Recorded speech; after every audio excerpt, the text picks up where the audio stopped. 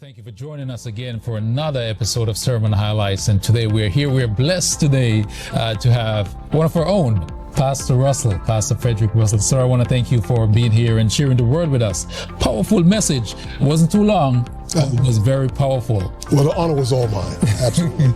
All right. And you base your sermon, the topic was there are predictable patterns to our lives, based off Daniel 6.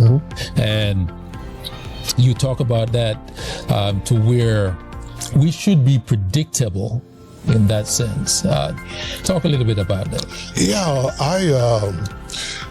in watching Daniel's life, when I was preparing the sermon, I just began to see some patterns in Daniel's life. The text says, as it was his usual, as it was regular, he was predictable and everything. And the point this morning is that if you observe a person long enough, you can begin to predict their patterns. Yes. And Daniel's colleagues, they use it against him, but they predicted a pattern against him that they were going to turn into a negative, but in heaven, it was all positive. Right.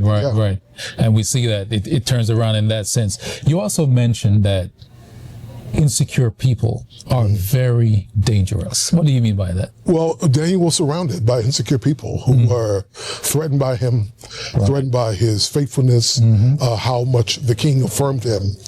And we all have been around insecure people. And because it's all about them, they're overtly narcissistic, and they weigh everything in terms of how it will benefit them, how it will affect them. Even if it doesn't, they could be insecure around you. Yes. And they could be very dangerous because they will take you out. They will hurt you in the effort to save themselves. Because remember, the highest instinct in life is self-preservation, and they're overtly into self-preservation. So we can see that Daniel was predictable.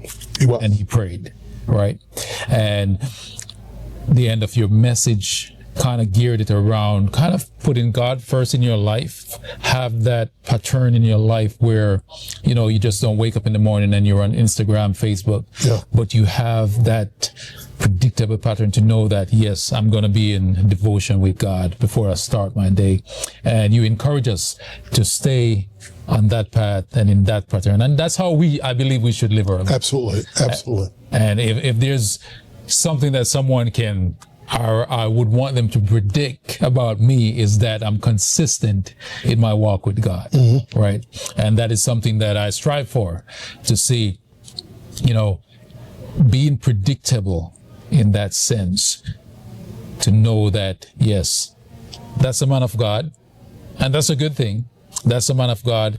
And sometimes people can look at us and they can draw strength from just looking at the pattern of our lives. Would you believe that?